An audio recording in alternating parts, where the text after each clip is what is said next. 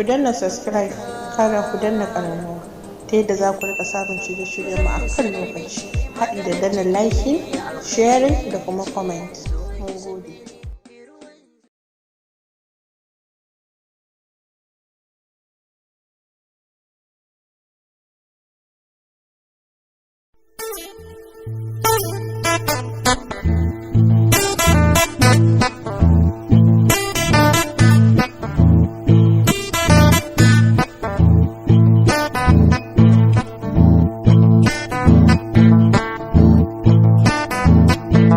Assalamu alaikum jama'a, barkanku da wannan lokaci, barkanmu da sake saduwa da ku ta cikin wannan shiri gani gawa ne. Idan dai ba ku manta ba, muna kan littafin nan Malikus Saif na ɗaya, fassarar Aliyu Abubakar Sharfaɗi. Kuma a wancan shirin mun bar Boka Sakarduna a fadar sarki a Farahu inda yake yan tsatsuba-tsatsumansa. Kuma anan ma ya umarci sarki da ya tura yara su koma cikin gida. Sarki ya tura Wahashil Fala da Shamatu suka koma cikin gida.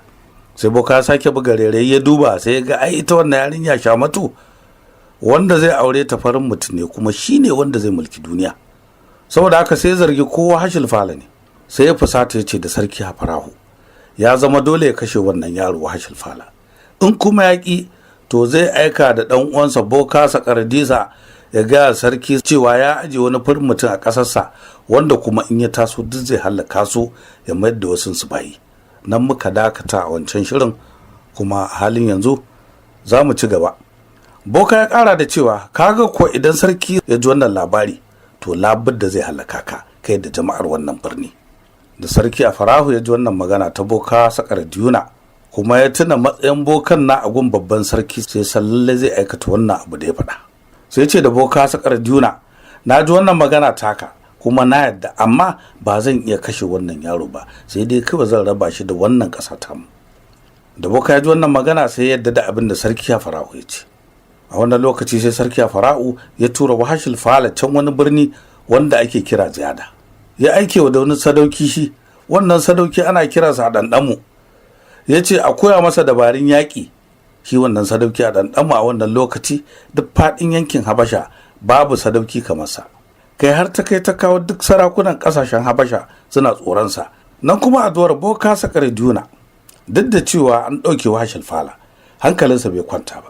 Sai fita cikin dare ya kama hanyarsa ta koma Habasha domin ya je kai wa sarki Safar Adu labarin wannan yaro da wannan yarinya. Yana cikin tafiya da yake yana da ɗorin ƙasa, tafiyar wata guda yana iya yin ta a sa'a ɗaya. Cikin wannan dare har ya kusa Habasha, sai haɗu da ɗan uwansa wato ɗaya bokan mai suna Daƙiru. Sakarduna ya kwashe labarin Wahashil Fala da Shamatu ya ga Boka Daƙiru.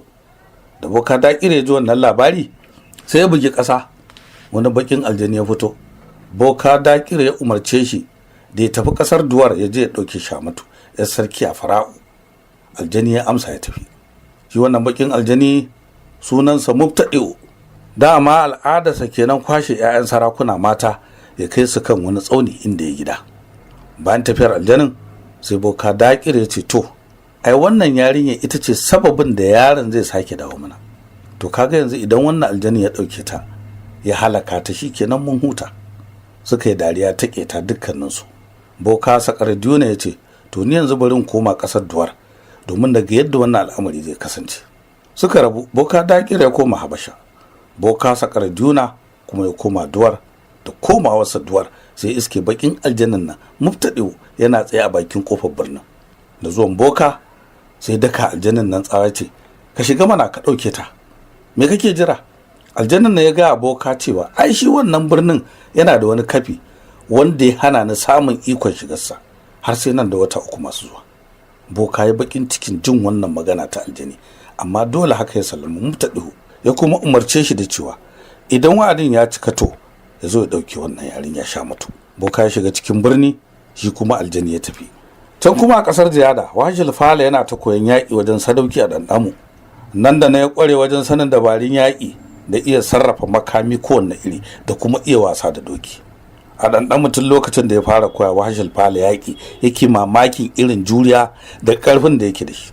A wannan lokaci Wahashil Fala yana ɗan shekaru 7, amma idan ka gan shi sai ka ce ɗan shekaru 15 ne, saboda jikinsa da manyan ɓaragensa. a wajen da ɗanɗanmu yake gwajin makamansa akwai wasu bishiyoyi guda 3 manya da yake jifansa da mashi yana hudawa. Cikin bishiyoyin na akwai wata guda ɗaya wadda duk ta fi sauran girma. Sadauki a ɗanɗamu idan ya jefa mashinsa ba ya iya hudata. Sai wata rana yana koya wa Hashil Fala jifa da mashi, sai yaron ya ɗaga mashi ya fuskanci wannan babbar bishiya. Da ɗanɗamu ya ga haka sai bushe da dariya ya ce ba za ka iya huda wannan bishiya ba, domin ko ni ma na kasa hudata. Kafin ya rufe bakinsa Hashil Fala ya fusata ya dubi bishiyar nan daga nesa, ya girgiza mashin da ke hannunsa sannan ya jefe ta da shi. Mashi ko ya fito daga hannunsa kamar fitar kibiya daga cikin kwari, yana keta iska tare da wata irin ƙara kai ka ce kububuwa ce. Ya dira jikin babbar bishiyar nan ya kuma huda ta ya fice da gaggawa ya tafiya mai nisa sannan ya faɗi ƙasa. Da ɗanɗamu ya ga haka sai riƙe baki yana mamaki, yana rayawa a zuciyarsa cewa lalle wannan yaron idan ya girma a wannan ƙasa, darajar nan da ake bani saboda sadaukantaka ta zai karɓe ta, wataƙila ma ya kashe ni. Sai a ɗanɗamu ya kama Hashil Fala ya fita da shi can daji ya ajiye shi ya komo gida. Hashil Fala ya ta tafiya cikin daji bai san inda za shi ba. Yana cikin tafiya sai zo kusa da wani dutse, sai ya ji ana nishi a cikin wani kogo da ke jikin dutsen. Da ya je wurin wannan kogo ya leƙa sai ga wani tsoho a ciki, shi ne yake wannan nishi. Da tsohon na ya ganshi sai ya ce barka da zuwa Hashil Fala. Ko da Hashil Fala ya ji ya faɗi sunansa sai ya tambaye shi yadda aka yi san shi. Tsohon nan sai ya gaya masa cewa shi ba mutum bane, aljani ne, kuma shekarunsa 380 a wannan kogo yana gadin wata bulala. Da Hashil Fala ya ji wannan magana ta tsoho sai ya tambaye shi ya ce to menene amfani ita wannan bulala da har ka kai waɗannan shekarun kana gadinta? Tsohon aljani ya ce ita wannan bulala idan aka daki aljani da ita ƙonewa yake ya mutu, saboda haka duk wanda ya mallake ta zai mallaki aljanin duniya. Hashil Fala ya ce da tsoho to ina bulalar take na shigo don na ganta? Tsoho ya shiga da shi kogo ya nuna masa bulala. Da Hashil Fala ya ga bulala sai ya ce da tsohon to ɗauko ta mu gani. Tsoho ya ce a'a, ai ni ba ni da ikon da zan je inda take sai dai kai. Hashil Fala ya mika hannu ya ɗauko bulalan nan, ko da tsoho ya ɗauko ta sai ya nemi ya masa wayo ya karɓe ta daga wajensa. Ya ce ba na gani. Sai Hashil Fala ya ce a'a ba zan baka ba, sai ka fitar da ni kuma ka sa na akan hanyar koma garin Duwar. Da tsoho ya ji haka sai ya ce to, ya ɗauko shi ya kawo shi kusa da birnin Duwar ya ajiye shi ya kuma nuna masa hanyar da zai bi ya shiga garin. Ko da tsoho ya sauke Hashil Fala sai ya raya a zuciyarsa ya ce tunda wannan tsoho ya ce shi aljani ne, me zai hana in gwada bulalan na a kansa na gani in gaske ne? Sai shammaci tsohon nan ya daddage ya tsula masa bulala. Nan take sai wannan aljani ya kama da wuta ya kone kurmus. Da Hashil Fala ya ga haka sai ya rika murna, ya ɗaura bulalan na ƙugunsa ya kama hanyar shiga ƙasar Duwar, wato ƙasar sarki a Farahu inda ya girma. A wannan lokaci kuma bakin aljanin nan da Boka Sakar Juna suka sa ya zo ya ɗauke Shamatu. Wa'adin da ya ɗiba ya cika, har ya zo garin Duwar ya ce a fito masa da Shamatu 'yar sarki a Farahu. Gobe zai zo ya tafi da ita, in kuma ba haka ba to zai kifar da garin. Sarki a Farahu da matarsa da Hashanatu suka yi ta kukan bakin ciki na za su rabu da 'yarsu, amma shi ko Boka Sakar Juna sai farin ciki yake yi. Bayan da gari ya waye ranar sai sarki a Farahu ya ce shi dai ba zai bayar da 'yarsa ba. Da jama'a gari suka ji haka sai suka ce da sarki akan 'yarsa guda ɗaya ba zai jawo a hallaka su ba, in ba zai bayar da Shamatu ga wannan aljani ba to su duk za su fita su bar garin, su bar shi da 'yarsa da matarsa. Ganin haka sai sarki ya sa dole aka fito da Shamatu aka saka ta a cikin wata 'yar bukka. Jama'a duk aka koma gefe ana jira aljanin nan ya zo ya ɗauke ta. Ana cikin wannan hali na fargaba da sauraro sai jama'a suka ga wani yaro ya shigo gari, sai duk aka ɗauka aljanin ne ya zo a siffar yaro. Sai da ya zo kusa sannan suka gane shi, ashe Hashil Fala ne. Da zuwansa kamar ya sani sai shiga cikin bukkan nan da aka sa Shamatu a ciki tana kuka. Yana ganin ta sai ya tambaye ta, ta ba shi labarin duk abin da ya faru. Sai Hashil Fala ya rarrashe ta ya ce ta shiru, zai kubutar da ita. Ana cikin haka sai aka ji rugugin tafiya aljanin nan ya keto ruwa ya fito, ya miƙa hannunsa ya cire rufin da ke kan bukkan nan ya jefar. Sai ga Shamatu da Hashil Fala suna zaune. Ya miƙo hannu zai ɗauke ta, sai Hashil Fala ya ɗauko bulalarsa ya tsula aljanin na a hannu, sai nan da nan hannun aljani ya gutsire ya kama da wuta. Aljanin ya wata irin ƙara ya juya a guje ya faɗa ruwa ya gudu. Yayin da wannan abu ya faru, sarki Fara'u da matarsa da sauran jama'a suka yi ta murna da kubutar da Shamatu da daga wannan bakin aljini, kuma suna murna da dawowa Hashil Fala. aka yi ta shagali kwana da kwanaki, amma shi ko boka su na bakin ciki ya tike shi na kubuta Shamatu da kuma dawowa Wahashil Fala, amma sai ya ɓoye ɓacin ransa ya nuna kamar shi ma murna yake. Bayan shekaru 10 da faruwar wannan abu, Wahashil Fala ya cika shekara 17 da haihuwa, ita kuma Shamatu tana yar shekaru 15. Wata rana Shamatu tana tattaki a cikin gida, sai ta yo bangaren wajen Wahashil Fala tana ɗagawa. Can sai ta jiyo wata murya mai daɗi ana rera waka. Nan da nan sai ta matsa kusa da wata taga inda sautin wannan waka yake fitowa. Sai ta gane ai wannan waka ta bege ce, kuma ita ma ake wakar. Da ta leƙa tagar sai ta hango Wahashil Fala ne yake rera wannan waka. Ta yi ajiyar zuciya, ta ce a cikin zuciyarta, dama Wahashil Fala shi ma yana bege na kamar yadda nake begensa tuntuni. Sai ta yi murmushi, ta samu waje ta zauna ta ci gaba da sauraron sa har zuwa wani lokaci. Can sai ta jaye shiru, da ta leƙa sai ta ga yayi bacci. Sai ta juya ta koma cikin gida ta shiga ɗakinta ta kwanta domin ta bacci, amma ina abin ya gagara domin zuciyarta ta haɗa mota da begen Wahashil Fala. Haka ta kwanta ba ta bacci ba har gari ya waye. Haka Shamatu ta kasance cikin wannan hali har tsawon mako 2. Rannan Shamatu ta je tana sauraron Wahashil Fala yana waka, sai ta rika tunanin cewa to ai ya kamata ta shiga ta gaya masa ya nemi aurenta wajen ubanta. Sai ta nufi kofar ɗakinsa ta kwankwasa, sai Wahashil Fala ya ce waye. Ta amsa ta ce Shamatu. Da Wahashil Fala ya ji haka sai mata izini da ta shigo ta iske shi yana zaune, sai ita ma ta zauna. Ya tambaye ta yace lafiya na ganki a wannan daren? Shamatu ta amsa masa lafiya mana, amma ban yi zaton za ka yi mamakin zuwa na wajenka ba, domin yadda nake ji kullum kana bege na. Ko da Wahashil Fala ya ji haka sai sallalle ta ji baitukan begen da yake rerawa. Ya dube ta cikin murmushi ya ce ashe ke dukkin san halin da nake ciki na shauƙin begenki. Ta amsa masa sannan kuma ta gaya masa ai dama ita ma ta daɗe tana begensa, amma ta kasa bayyana masa saboda kunya. Haka dai suka yi ta hira irin ta masoya har dare ya raba. Sannan Shamatu ta tashi ta fito ta koma cikin gida, shi kuma Wahashil Fala ya kwanta bacci. Wahashil Fala da Shamatu suka ci gaba da soyayyarsu har ta ƙarfi. Sauran mutanen gida suka fara sanin abin da ake ciki. Wata rana Shamatu ta zo wajen Wahashil Fala, suka zauna suna hira.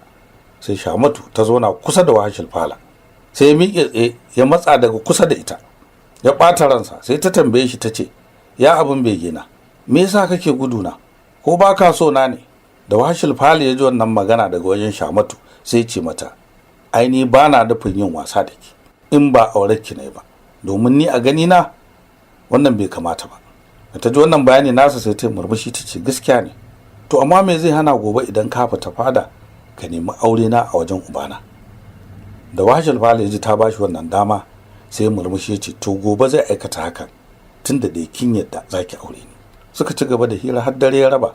Shamatu ta koma cikin gida, Wahashil Fala kuma ya kwanta bacci kamar yadda suke yi a kullum.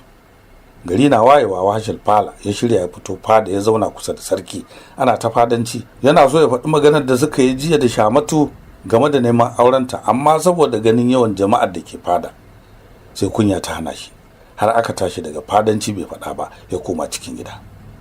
Da dare ya Shamatu ta je wajensa, bayan sun gaisa sai ta tambaye shi ta ce shin ka aiwatar da abin da na gaya maka jiya ka faɗa a fada? Wahashil Fala ya gaya mata ai bai faɗa ba, domin ya tarar da fada a cike, kunya ta hana shi faɗa. Da jin haka sai ta ce kash, ashe kai kunya jama'a sai ta sa ka tauye rayuwarka, ta hana ka cimma burinka.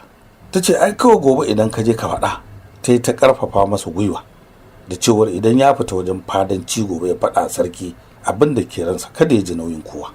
Wahashil Fala ya sake amsa mata zai faɗa. Bayan sun gama hira kamar yadda suka saba, Shamatu ta koma cikin gida. Da gari ya waye Wahashil Fala ya shirya ya fito fada kamar jiya, amma ina ya kasa gaya sarki wannan magana. Bayan ya shigo gida da daddare sai Shamatu ta je wajensa kamar kullum. Da suka gaisa sai ta tambaye shi ta ce to yaya yau ka faɗa? Ya amsa mata ai yau ma na kasa faɗa.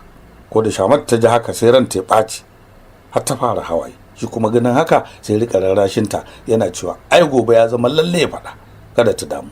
Haka dai suka yi ta yi har lokacin rabo sai ta tashi ta fita. Kashe gari Wahashil Fala ya shirya fito fada, sai ga a wannan ranar fada bata taba cika irin wannan ba.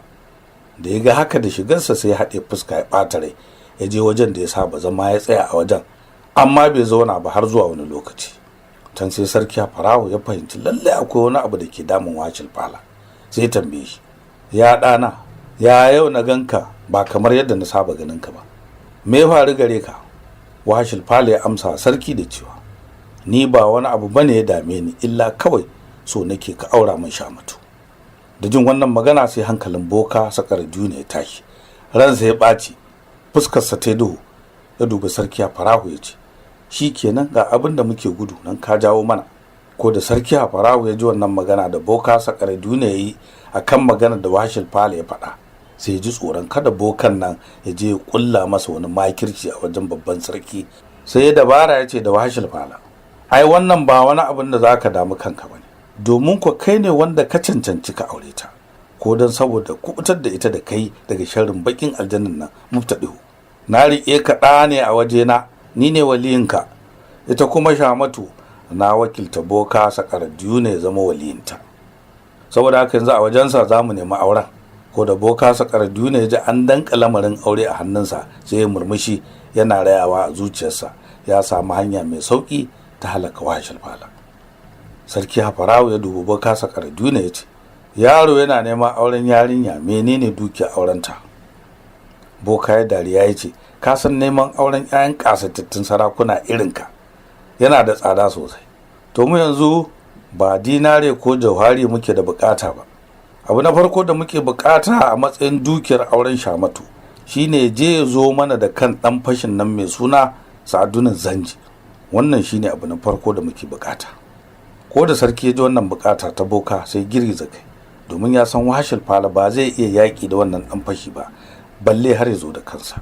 Sai sarki ya ce ai masa sassauci, domin wannan ya yi tsauri da yawa. Wahashil Fala ya farata ce, ba komai, zan kawo kan wannan ɗan fashi. Jin haka sai sarki ya shiru, domin ba yadda zai yi, tunda Wahashil Fala ya amsa. Aka tashi akan haka, da dare Shamatu ta zo wajen Wahashil Fala kamar yadda ta saba. Bayan sun gaisa sai ta ce da shi, ya za ka amsa a kanka abin da ba za ka iya ba? Na samu labari an ce ka ce za ka iya yaƙi da wannan ɗan fashi, ka san wannan mutumin kuwa? Ya ce a'a, ai sai kin gaya min. Shamatu ta fara da cewa, na samu labari wannan ɗan fashin shekarun baya da suka wuce, shi dai wannan mutumin mai suna Sa'adunan Zanji yana zaune ne a wani daji yamma da birnin Siriya. A wannan dajin ya yi birni a tsakiyar duwatsu suke zaune shi da yaransa su 80, kuma banda shi da yaran nan nasa babu wanda ya san abin da ake faɗa ƙofar birnin nan ta buɗe sai su. Shi wannan ɗan fashi yana tare ayarin fatake ya yi musu fashin dukiyoyinsu kuma ya kora su zuwa birninsa su zama bayi. Ka har ta kai ta kawo yana shiga ƙasashe yana yi wa sarakuna fashi saboda ƙarfinsa da na jama'an nan tasa su 80, wanda daga cikin yaran nan nasa in ya tura mutum 4 ko 5 suna iya yaƙar gari guda su yashe dukiyoyinsu kuma su kamo jama'ar ƙasar su zama bayi. Kai saboda girman jiki da ƙarfin waɗannan mutane ba sa hawa doki sai giwa. A takaice dai hatta babban sarkin ƙasar Habasha gabaki ɗaya ya yaƙi ɗan fashin nan Sa'adunan Zanji, amma bai samu nasara ba. Dole haka ya haƙura ya ƙyale shi. Sannan kai kaɗai ka ce wai za ka iya zuwa ka yanko kansa? Ai ni na san ba za ka iya ba. Ko da Wahashil Fala ya ji wannan labari na Shamatu, maimakon zuciyarsa ta sanyi sai ta ƙara tunzura shi. Ya tashi ya ɗauko kayan yaƙinsa ya fara shiryawa. Ya ce da Shamatu, ai ni yanzu tun da ma kin gaya min a wajen da yake, ni yanzu ma zan tafi. Nan fasha mata hankalin ta tashi, domin ta san ba makawa idan Wahashil Fala suka yi ido hudu da wani daga cikin mutanen Sa'adunan Zanji, kwanansa ya kare, domin ko za su shayar da shi gidauniyar mutuwa.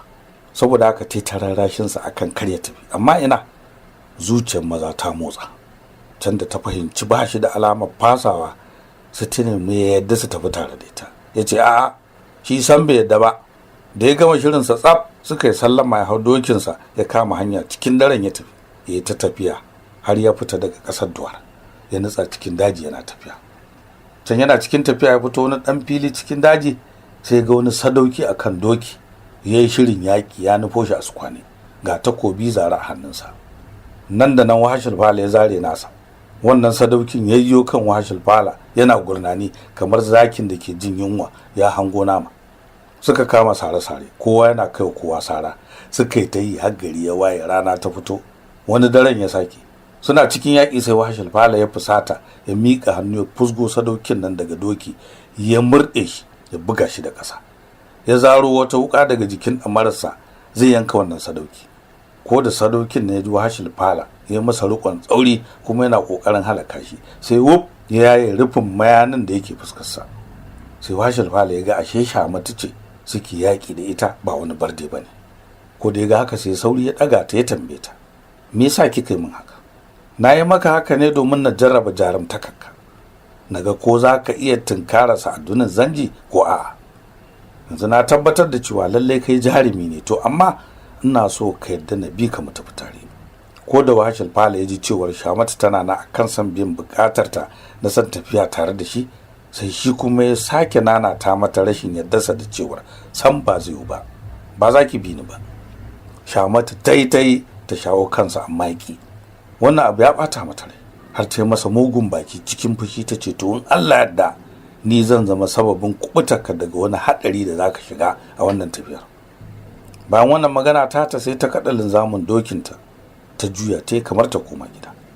Shi kuma ya miƙa ya gaba, yana tafiya yana yan waƙe-waƙensa irin na mayaka. Ita kuma Shamatu ko da ta wago ta ga yayi nisa, sai ta juyo ta biyo shi a baya ba tare da saninsa ba. Bayan 'yan kwanaki sai Wahashil Fala ya iso gindin dutsen nan na birnin Sa'adunan Zanji, ya koma can gefe gindin wata katuwar bishiya, ya sauka daga dokinsa ya zauna. A wannan lokaci ita ma Shamatu ta zo wannan waje bai sani ba, ita ma ta samu wuri ta ɓuya.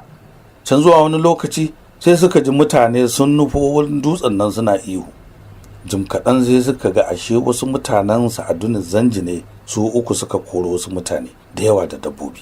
Da iso wasu daidai wannan waje da Wahashil Fala yake a ɓoye, sai wuf ya shiga cikin mutanen nan da aka ɗauro aka koro tare da shi, ba tare da sanin waɗannan 'yan fashi ba.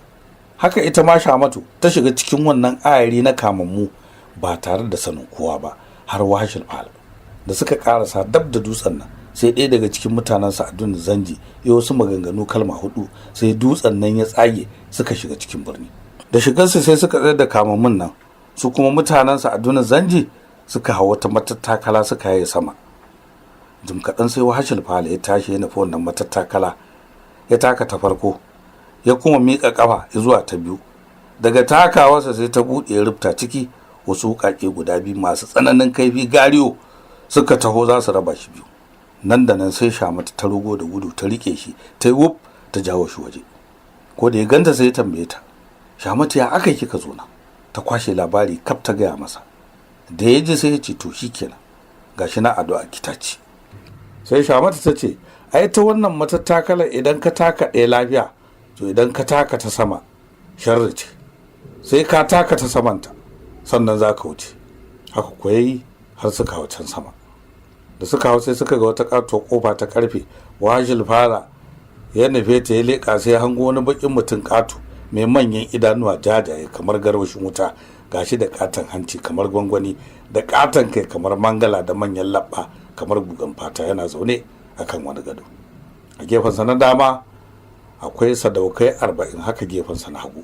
Da Wahashil Fala ya ga haka sai ya dawo ya laɓe daga gefen wannan ƙofa.